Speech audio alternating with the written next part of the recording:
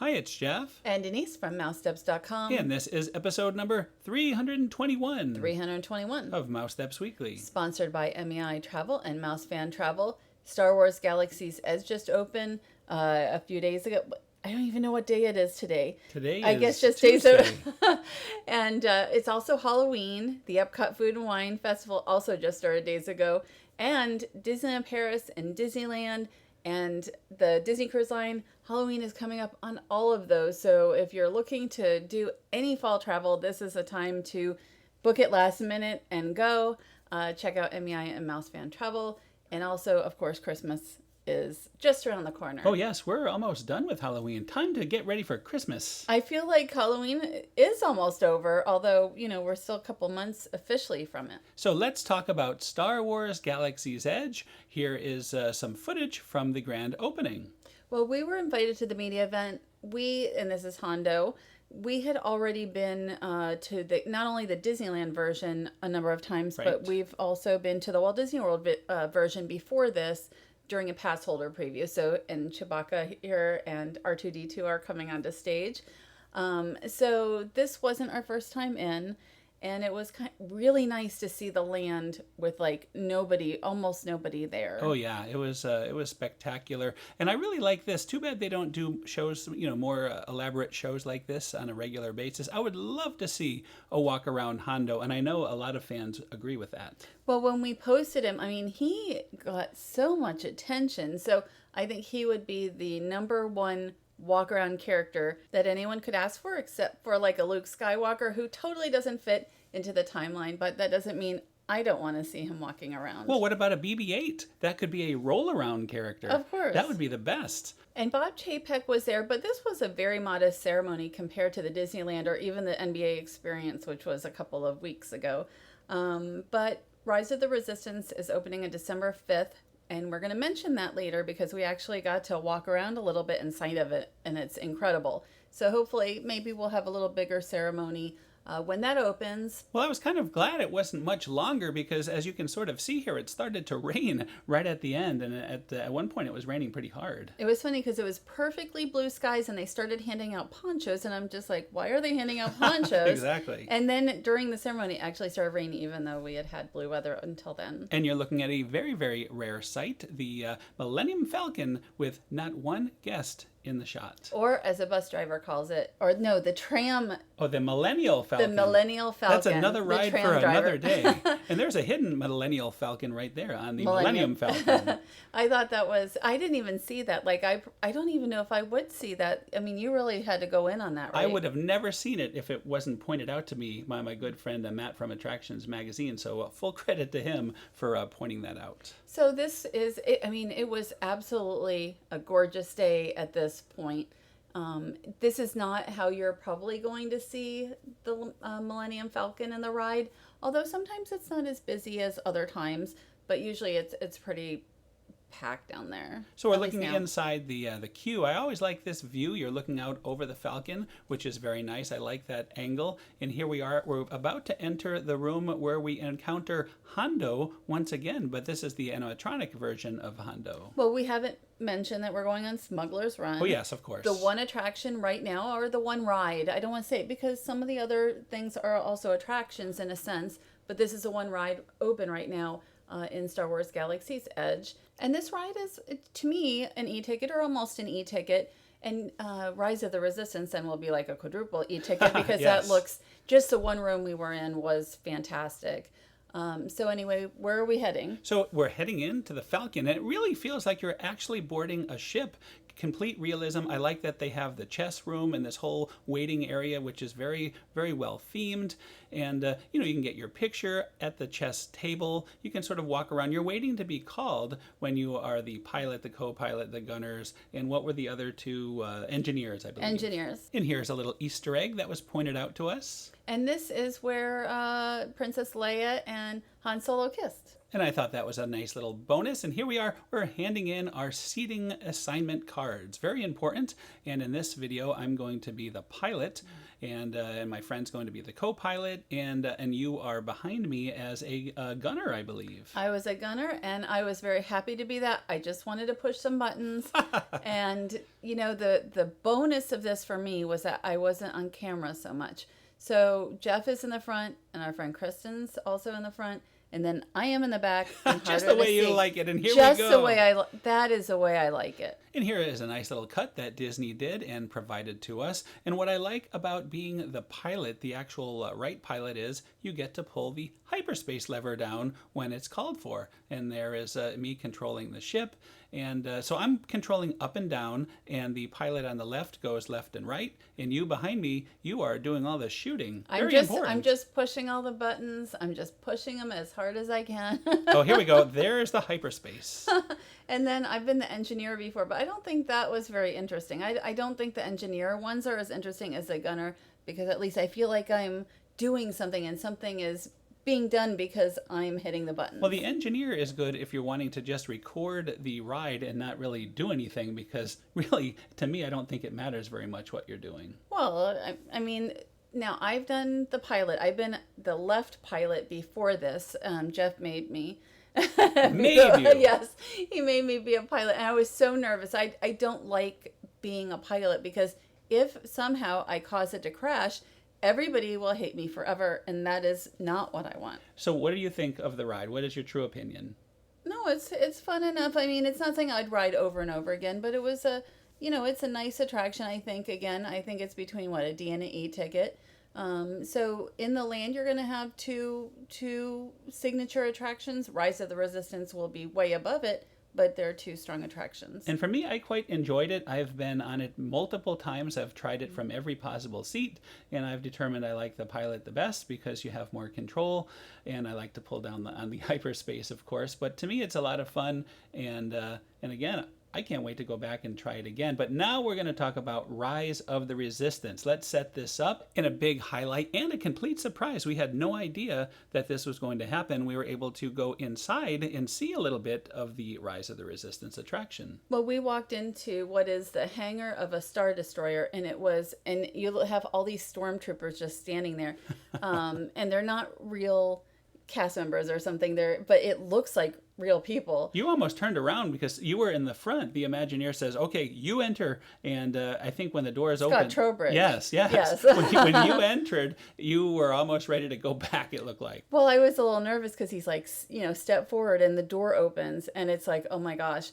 And it is one of the it might be the most incredible reveal I've ever seen in a Disney park. And there were live characters as well when we walked in. I just, at the front, and then the stormtroopers in back. And if you've seen the picture of Rise of the Resistance with those stormtroopers, that it does not show really what it's like. I mean, it sort of does, but you have to see it in person. So we got to interview one of the Imagineers working on the attraction. Right. Imagineer John Larena. We talked to him, and here he is.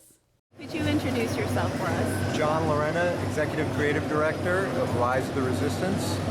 And we just went through Star Wars Rise of the Resistance, or a little bit of it. I don't even know how much more there is. But can you tell us about what we saw today? So today you got to see the scene where your Resistance transport ship has just been tractor beamed into a Star Destroyer. At that moment that you're tractor beamed in and landed into a hangar bay, the doors open and reveal that you and that entire ship are now on board that Star Destroyer. And that is just an amazing moment. Now there's going to be a lot more than that. What can you tell us about Star Wars Rise of the Resistance as far as the overall attraction?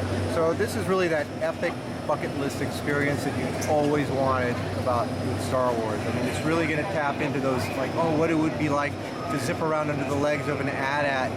Not only that, two AT-ATs, what would it be like to sneak around the corridors, to be driven around by this astromech droid that isn't sure which way to go. So, I mean, it's truly an immersive experience. And there's so much to look at, and it's truly a 360-degree experience. That you can look everywhere, and it's behind you, in front of you. There's something new to see. So you'll come off of that ride, and your friend will be like, oh, did you see that? And I'll be like, no, I didn't see that. Did you see that? No. Oh, let's go on it again. I mean, it's truly one of those things that you got to go on it again and again to to really capture the whole thing. Now, how long has this been in development? This has been in development more than 4 years, I can say that, since the kernel of the idea started. And we started to work, okay, how can we employ different ride systems to bring them together to really make the story, come off the right way. So, to really give you that experience that you've taken off in a ship from Batuu and then been captured on board a Star Destroyer and then get into this trackless vehicle that's driven around by an R5 astromech droid and then experience actually ejecting off of that Star Destroyer for that whole crazy finale. So it's all these things coming together and tons of audio animatronics, projection screens, special effects, full-size sets. It's all there working together to deliver this incredible experience. It's almost like 3 attractions in one, is from my understanding, in a way. Is that the first time that's ever been done by Disney? I think it's the first time we've ever combined so many ride systems together. And I think it's probably, it's the next level of truly immersion that, you do have the ability to look wherever we're not, telling you, only look here, don't pay attention to the stage lights over there. It's truly lit as a true Star Destroyer would be lit. Everything is exactly how you would expect it. There's at no point do you go, oh, the effect is over. Like, no, I am truly in this, and I'm going through this corridor to get to the next scene, and the next thing, and the next thing. I'm going to say it's probably the best reveal I've seen in a Disney park. What we saw going into one room, and you said there's a lot more coming. There's more to come. More to come. I can't wait for you guys to come out here on December 5th. December 5th, we will be here. Thank you, sir, very much. Thank you very much. We appreciate it. And that, I can't wait for December 5th. It should be incredible. Oh, yes. Can't come fast enough. I agree. Now we're heading to Docking Bay 7, Food and Cargo.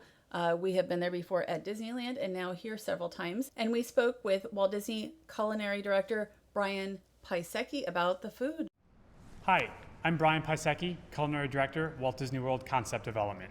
We are here at Docking Bay 7, Food and Cargo, at Star Wars Galaxy's Edge at Disney's Hollywood Studios. As you can see, here in Docking Bay 7 Food and Cargo, we have these large shipping containers that come in from all over the galaxy with fresh and unique food products. A couple of our breakfast selections here, we have Rising Moon Overnight Oats. So it's a great combination of some fresh fruit, unique flavors and textures. We've got some dragon fruit, strawberry boba balls, carambola in there. Some interesting flavors that you probably never had all together. Then we have the Mustafarian lava roll. So this is really inspired by Darth Vader's home planet of Mustafar.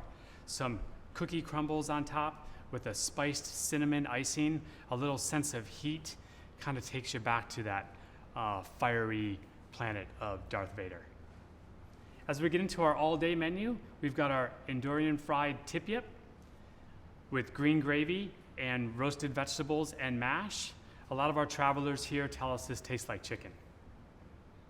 This is our smoked Cadu ribs, smoked for 3 hours, finished with a sweet, sticky barbecue sauce, and served over some red cabbage, red onion slaw, and a blueberry blue cornmeal muffin. This Yab shrimp noodle salad is a cold entree, really light and refreshing. Sweet potato noodles, fresh vegetables, all tossed with the poached shrimp in a sweet, kind of tangy vinaigrette. Absolutely fantastic on a hot day.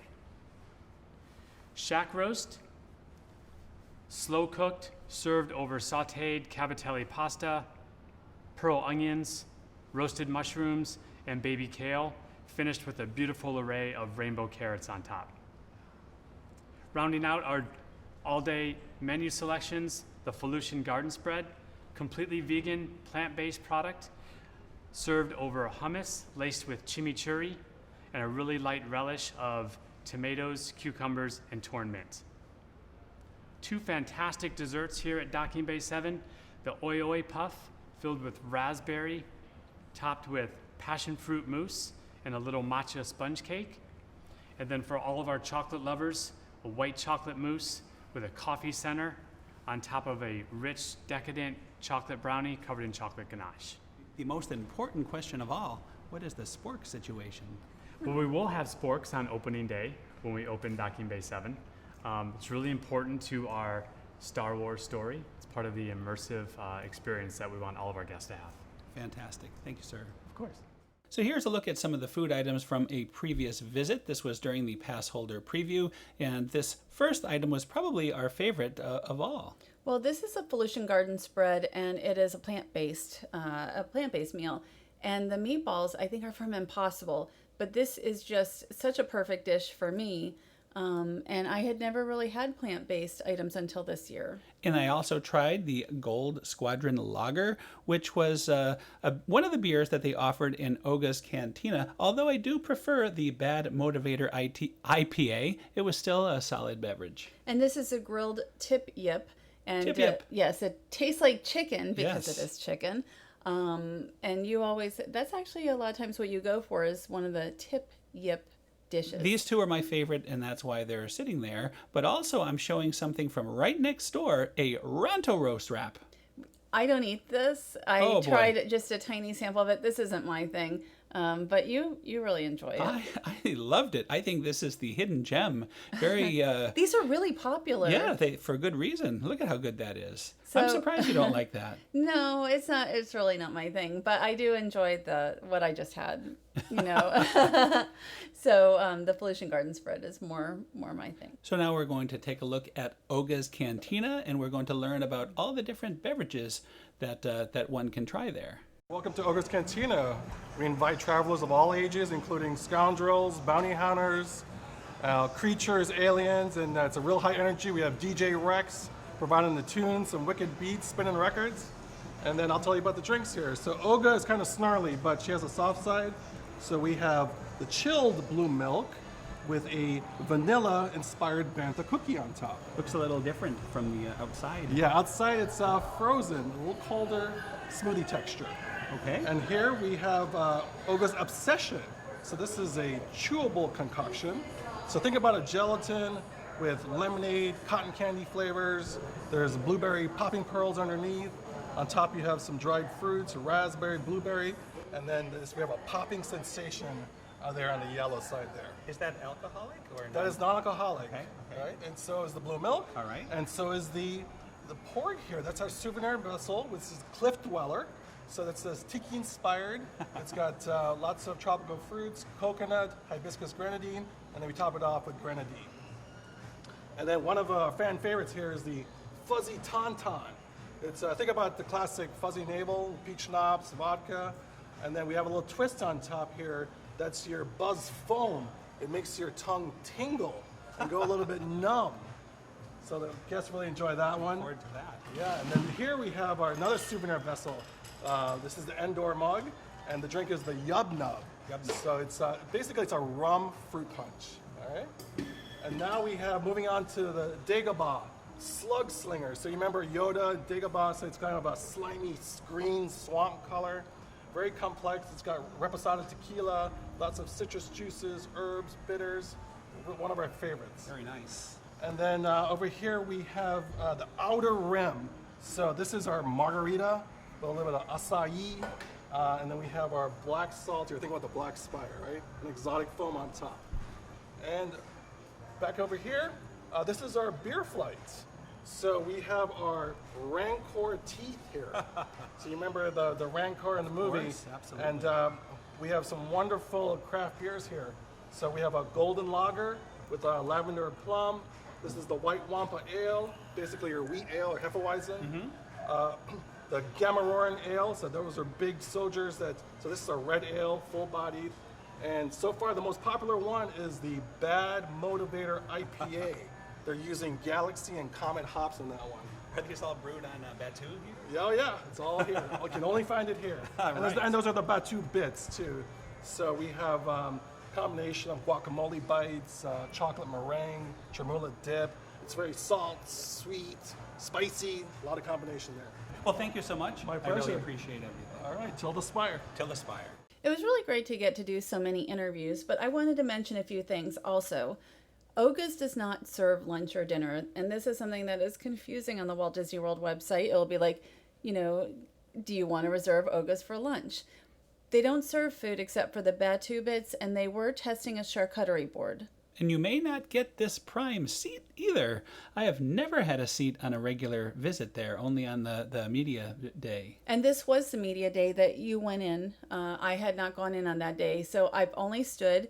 There's only about 10% seating and 90% standing.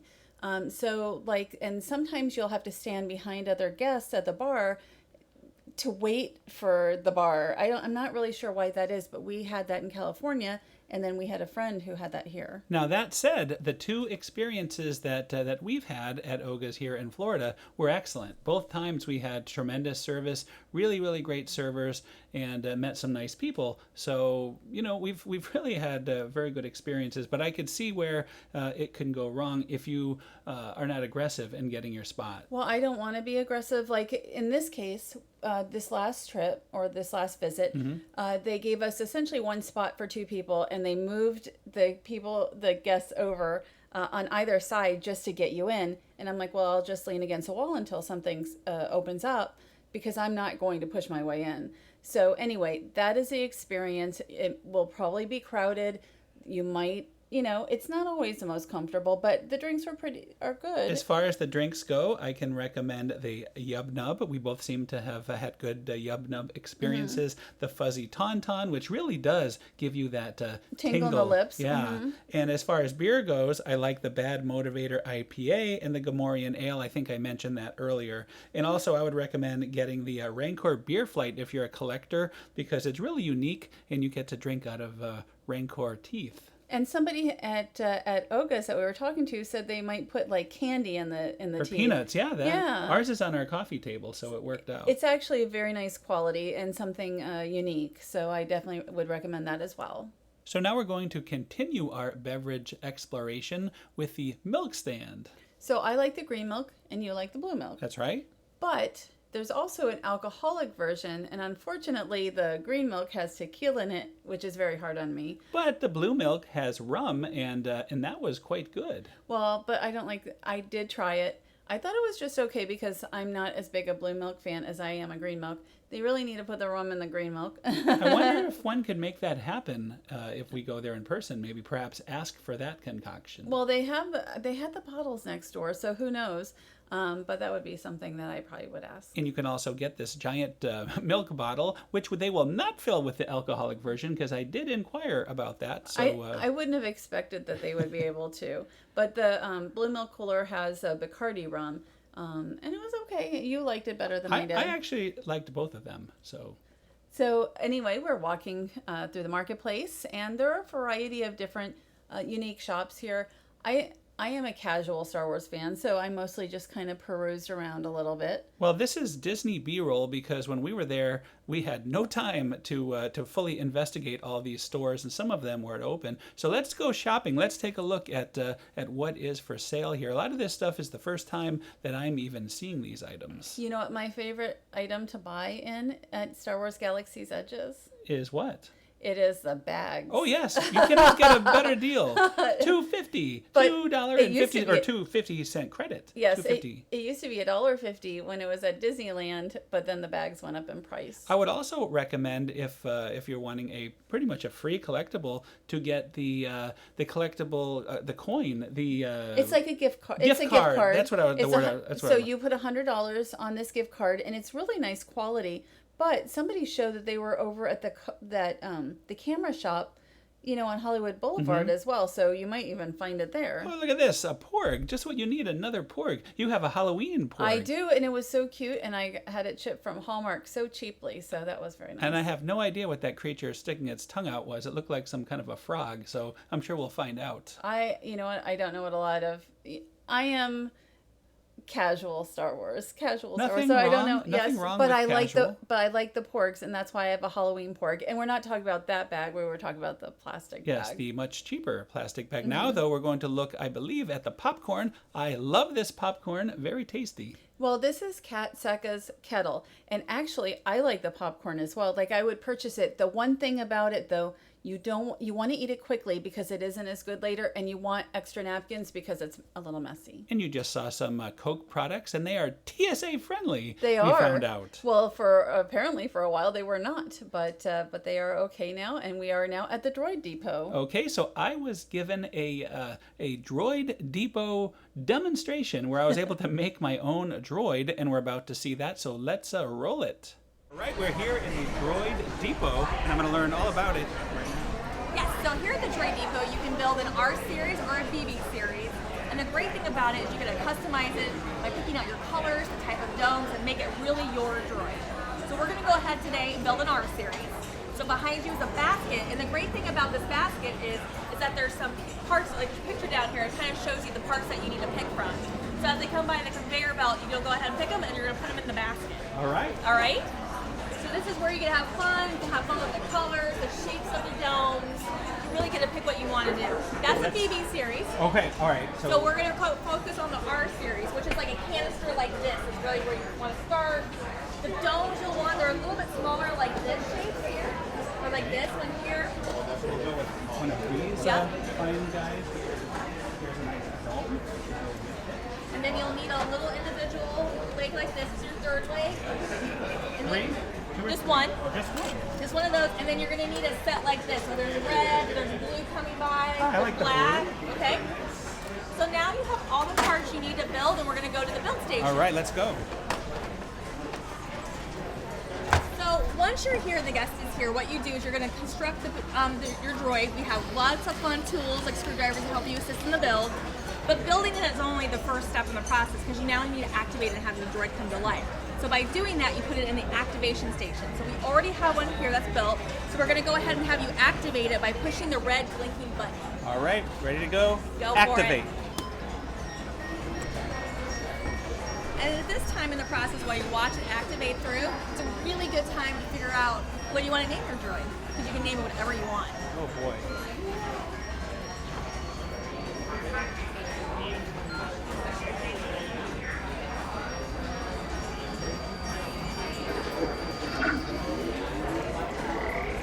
So my new droid, Galaxy Ed.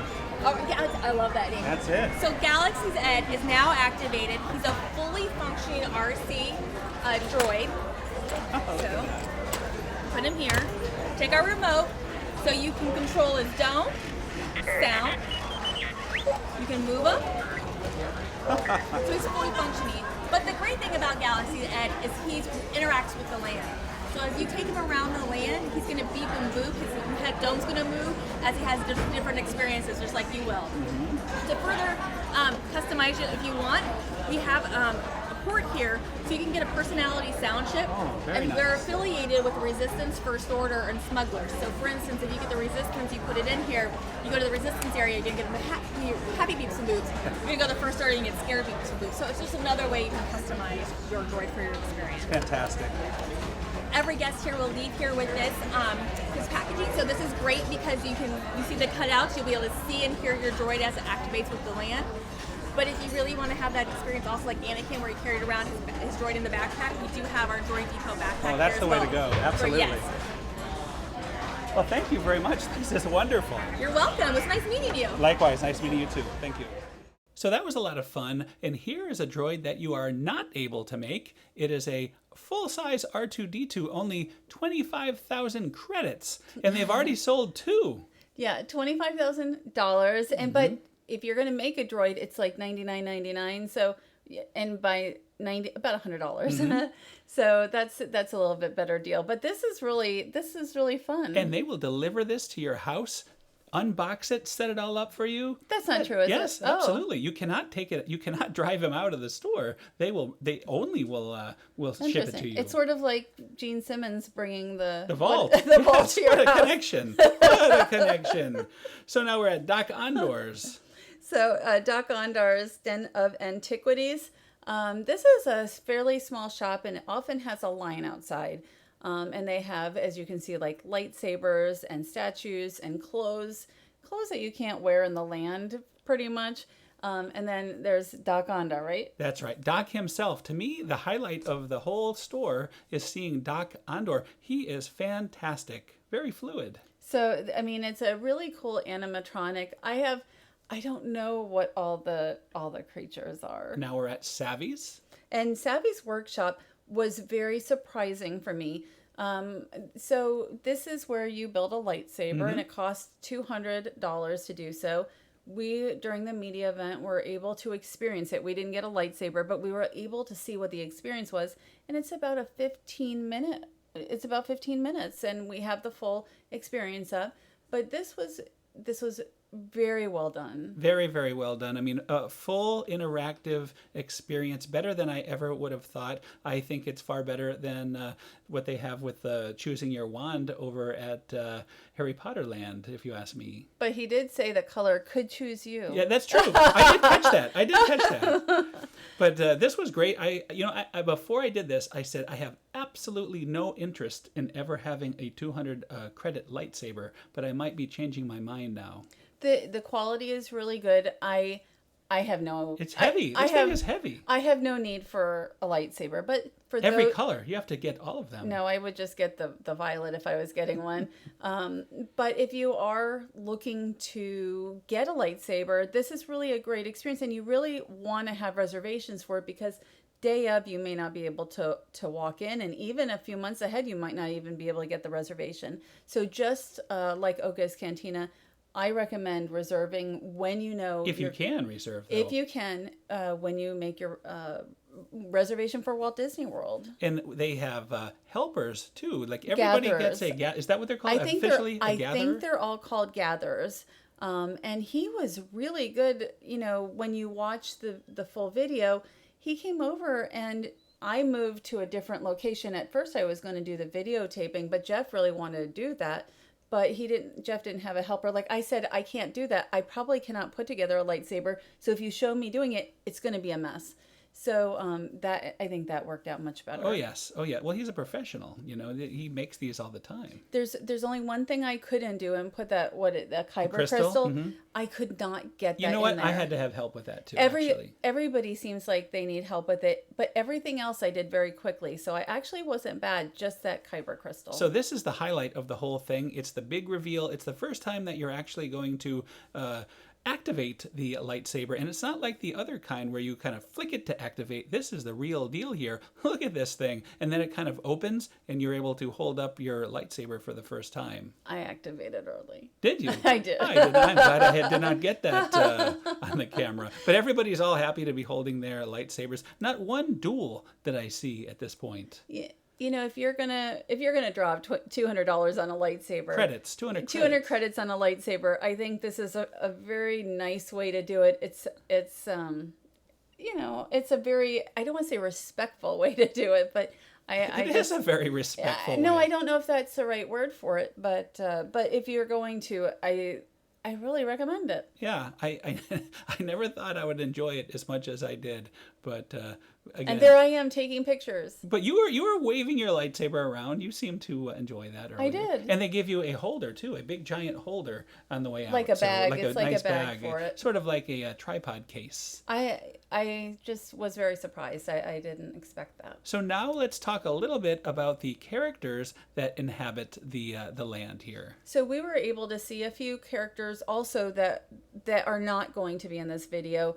You know, like Hondo, and we didn't add anybody that we would not see. Yeah, these are just the characters that anybody could see on any time visiting the Black Spire outpost. This is not what Augurs will look like oh boy! normally. This is Can you imagine how great it would be if Augurs is like this? Look at it. Checking for dust. Good luck with that nowadays. Now we have the first order in here, right? Yes. So now, I had gone to a doctor that day. I was trying to run up to do that, and it didn't work out. And it's like, I could have been in here empty. That would have been really nice. It was delightful, let me tell you. It was fun to interact with him. I was asking him if everything was okay, and he's like, certainly not.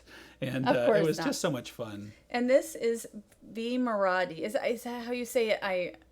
A resistance spy. I was not familiar with her until the Galaxy's Edge thing. Of course, because this is sort of where she originated, and one of the books that we have is like about her, so we'll learn about it. And so Kylo Ren is here. Yes, he wanted me to join his whatever he is. to join his party. Yeah, his party of darkness, the dark side. So I did join the dark side. And then I ratted out Chewie after, too. And he said, thank you. So, yes. Okay.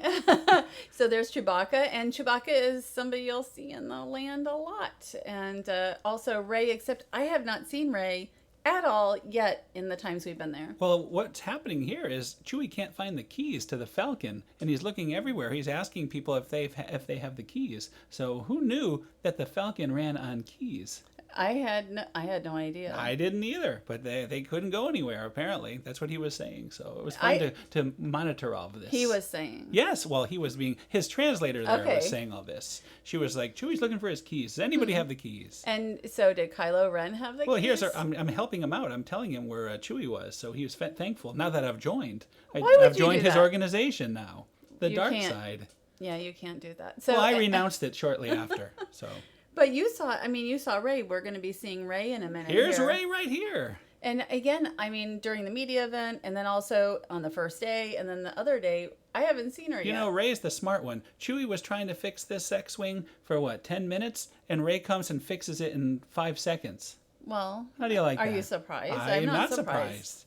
But he should know how to fix his spaceship. So anyway, you'll be able to see characters, and I hope they'll add some more. Also, it would be nice to see droids running around and such, but you will see characters if you're in Star Wars Galaxy's And Edge. even at night, the characters are still out. And I agree. I would love to see that. They talked about at one point having droids, so it wouldn't be too much of a big deal to maybe have that come in. It does get crowded, so they'd have to have it in a certain way where they're not necessarily roaming the land.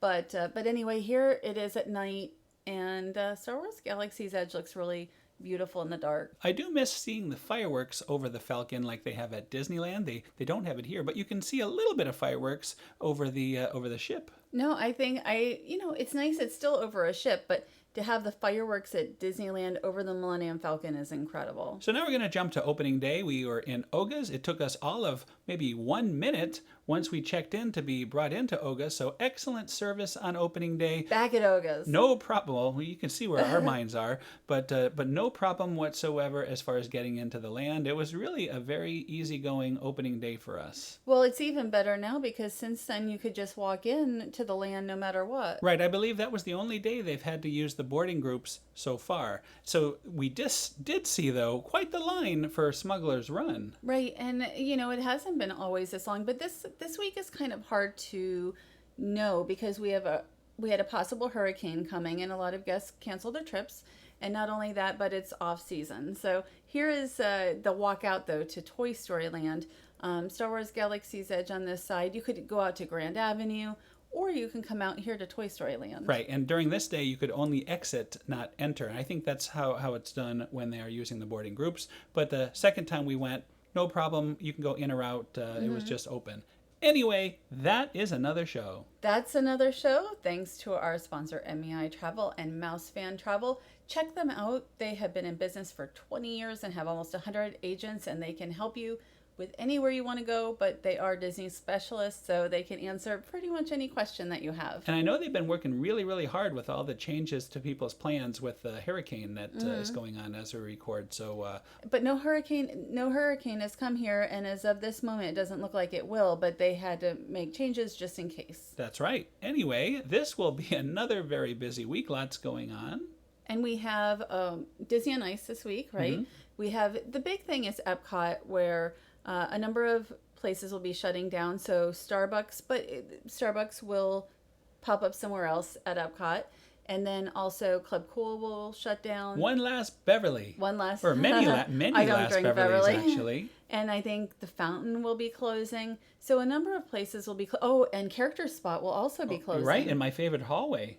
The Relax and Recharge hallway. Oh, That'll be very sad. And Lewis's picture hopefully will be relocated. I'll have to take one last picture of Lewis, our good friend from Disneyland Paris for this for the Epcot 25th. Right. Where they have that in the hallway. So anyway, a lot is closing on Saturday, and so we'll be talking about that. And also the Electric Umbrella, I believe, will be closing in a month or two. I don't know that they've set a date. So I didn't say it was all sad. Oh, so I'm not a big electric umbrella fan either. But anyway, there's a lot closing, and Epcot is transforming, and in a couple years, hopefully it'll be, back to the way it should be, and whatever that will be. Well, we'll be talking about all the D23 announcements in an upcoming show very soon, and so much more. We have such a backlog of material, so lots to see or lots to talk about coming up in the next few weeks. Anyway, thanks again for listening. Have a great week, and we'll see you all next week. Have a great week.